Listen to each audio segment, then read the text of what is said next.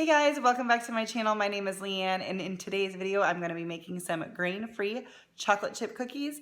These are great even if you don't have to be gluten-free. They're a good go-to for me. We have some friends coming over for dinner and they do have to eat gluten-free, so I am going to make these for our dessert.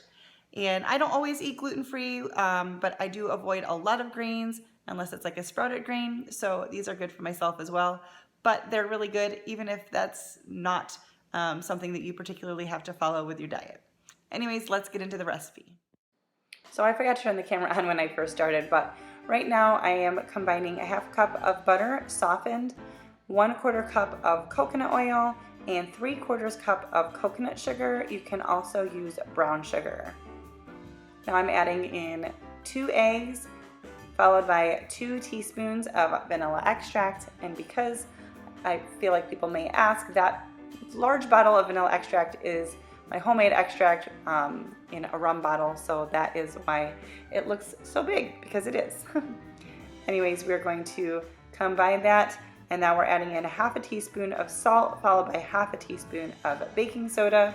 We're going to blend that in, and then we're going to start adding in our almond flour, and the recipe says to add it in 1 cup at a time and combine in between, so that's what I'm doing. You're going to add a total of 3 cups of blanched almond flour. I actually wasn't sure if I was going to have enough to do this recipe. Once I got started, I realized that I was running low, but I actually had just enough to get the recipe done.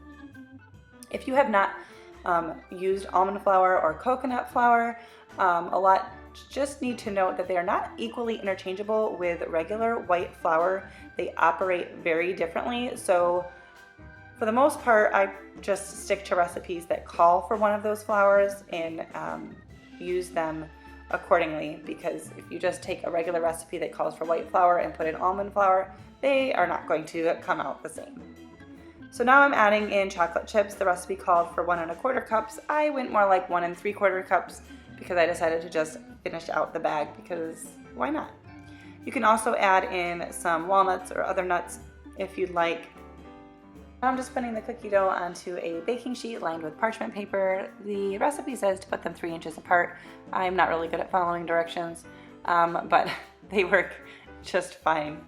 I also just wanted to say thank you to those who support my channel, who watch and comment and interact, and I wanted to say hello to my new subscribers, because I've had quite a bit of new subscribers in the recent few days actually, and so I just wanted to say hey. And I do a variety of videos. I do a lot of food related videos, although not just gluten-free, but I do incorporate them from time to time. I also right now I'm doing a lot of home related videos because I am getting ready for fall.